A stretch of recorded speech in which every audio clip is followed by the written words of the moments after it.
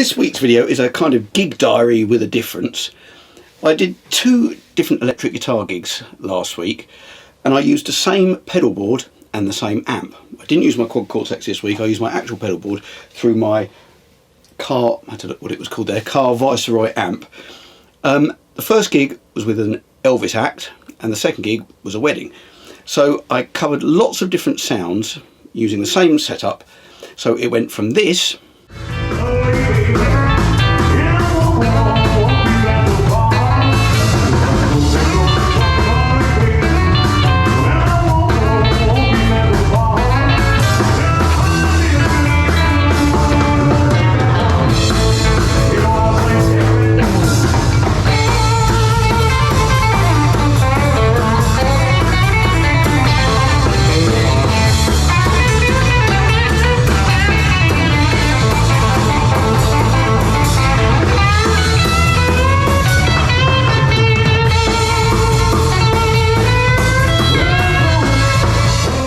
and then using the same setup, I was getting this sound.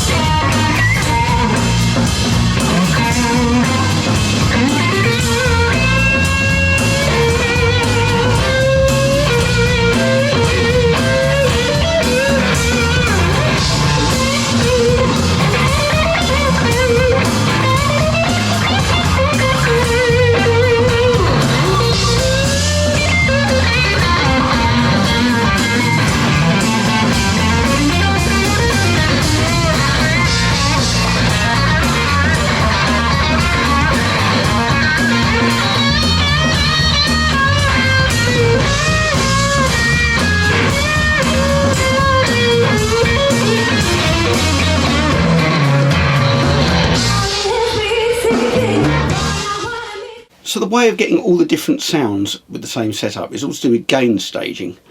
Now, gain staging is about where you're putting the kind of level in the signal chain. Now probably the easiest way to explain it is by using the examples of the footage and using my pedal board and amp to show you. So what I'm going to do, I'm going to get my GoPro and show you my amp and my pedal board.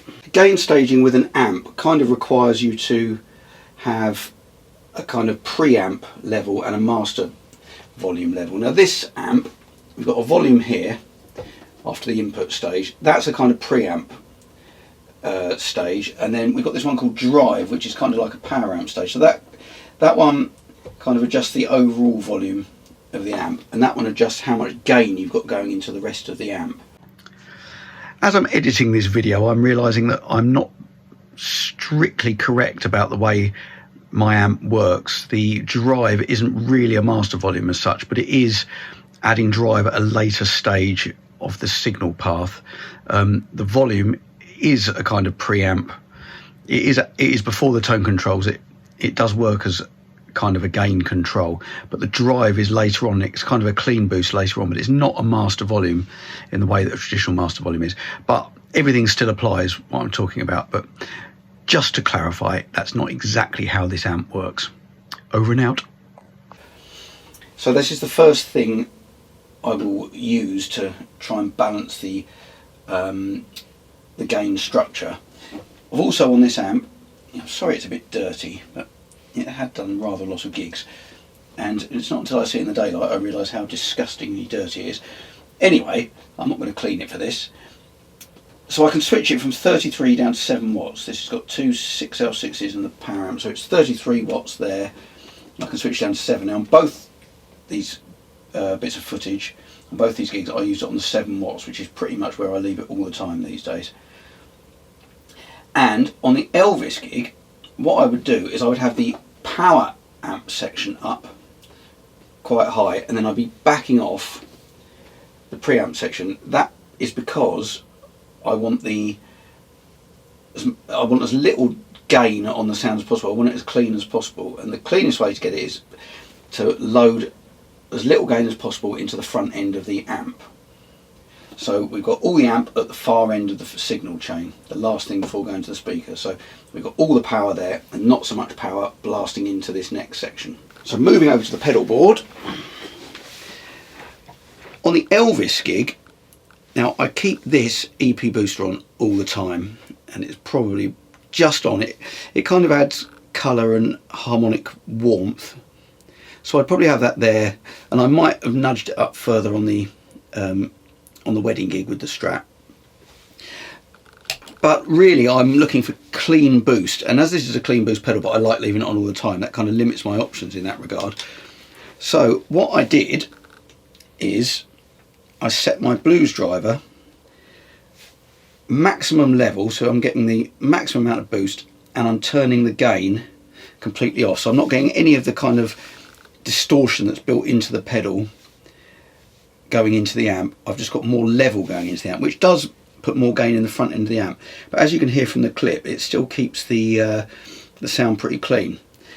And on the Elvis gig, it's not, I never used to, when I used to do the sort of Vegas era Elvis stuff, use much delay, because James Burton didn't tend to, but I quite like it, just for a bit of variation. So as you can hear on the clip, I'm using a bit of that, and that would just be a kind of slap, so the repeats right down to 0 and the echo up wherever you want it, and then I'd kind of tap the tempo to get a decent kind of slap back sound. So right, let's have another look at another clip. This is another solo, so that's using that setup. So this is roughly what it is. My guitar goes into the EP booster, which is just boosting the signal slightly.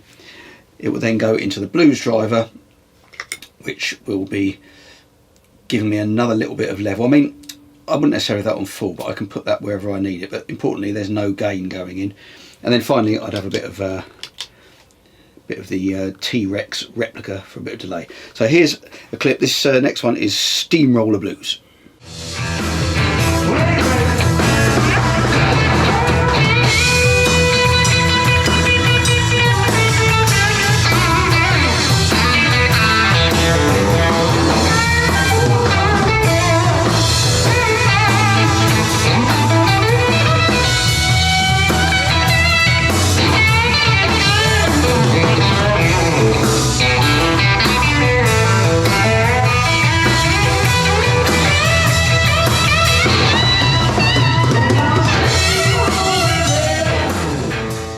Using the same setup, I was then able to get the sound with the Strat on the wedding gig, which is a kind of higher gain sound and a fatter sound, but it's exactly the same amp and exactly the same pedals.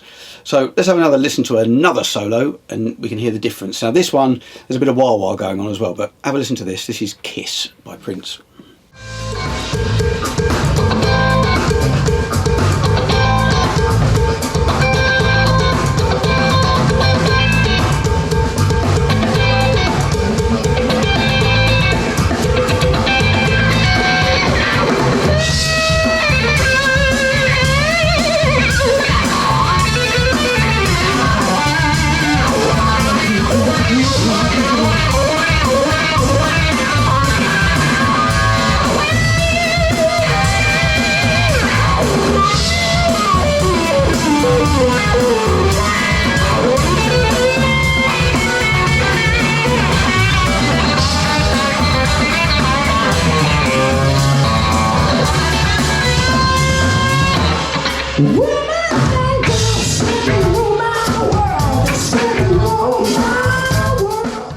So essentially on the two gigs I'm using the same pedals with maybe the addition of the wah-wah on that last one and the delay on the Elvis one, but really it's a different guitar. It's a Strat or a Telecaster going into the same drive pedals, then into the same amp.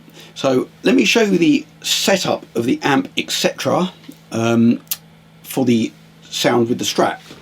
Right, GoPro again. Now the difference here would be, I would generally, this overall volume on the amp, I'd sort of, you know, season to taste, however loud I need it for the gig. And I think importantly for all the people that I play in a band with who ever moan that the guitar is too loud, if we just look here, I'm on 7 watts, and usually I'd probably have the master setting there, which by my calculations, and I know it probably doesn't work this way before any electronics wizards pull me up on it, but that means that I'm operating at about 3.78 watts.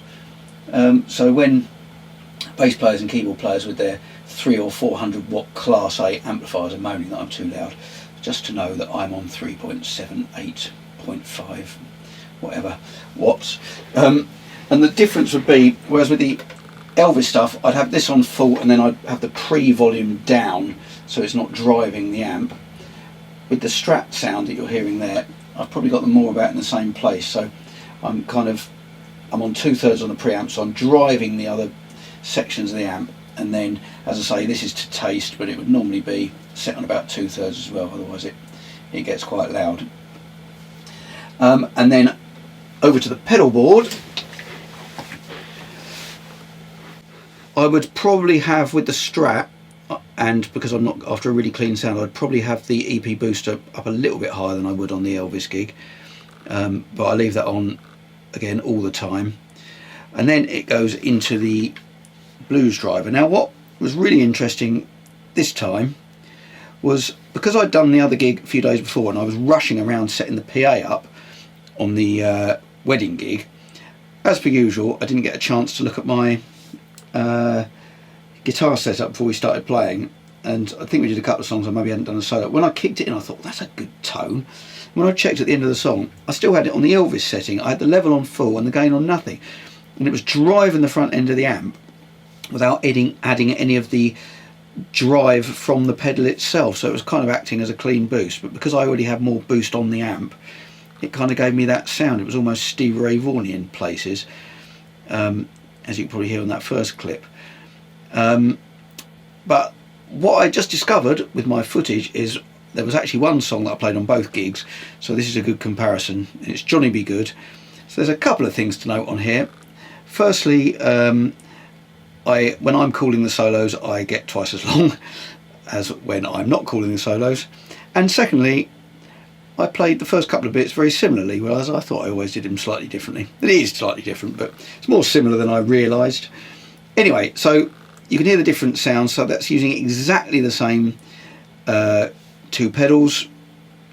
There may be delay on the Elvis one, and the same amp but just set differently, so you can hear the contrast with how you can get those different tones. So here we go, is Johnny Be Good from both gigs.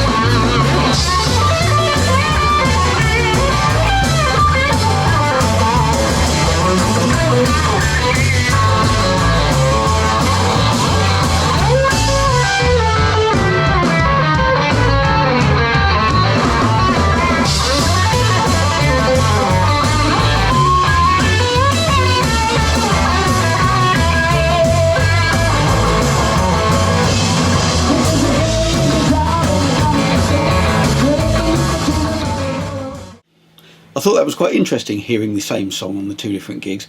It's much cleaner on the Telecaster. The two guitars are similar output. I mean, obviously they're different sounds because they're different types of guitars, but the there's much more drive, but it's exactly the same setup, just set differently with more gain at the front end of the signal path and less at the end for the more driven sound. For the Elvis sound, I'm putting as much at the far end of the signal chain, i.e. the master volume of the amp, then setting the preamp volume of the amp lower, and then setting the pedals lower with less gain. Now there's one other thing with the gain structure that's quite interesting. For example, on the wedding gig, if I'd be doing something like Ain't Nobody that's got the kind of distorted rhythm part, then there's a way of adding more gain and keeping the overall volume down. So let's go back to the GoPro and I'll show you the pedal board again. What I would do on something like that, if I'm after a loud, if I'm after a quite a driven rhythm guitar sound, EP booster on all the time. And then the way I'd normally use this, if I haven't accidentally left it on Elvis setting, which I now probably use forever because I like it, I normally have them about there, maybe back to, it just depends. I have to alter it depending on the volume and the venue, the volume of the rest of the band. but generally they're roughly around halfway. Let's turn that off so you can see it better.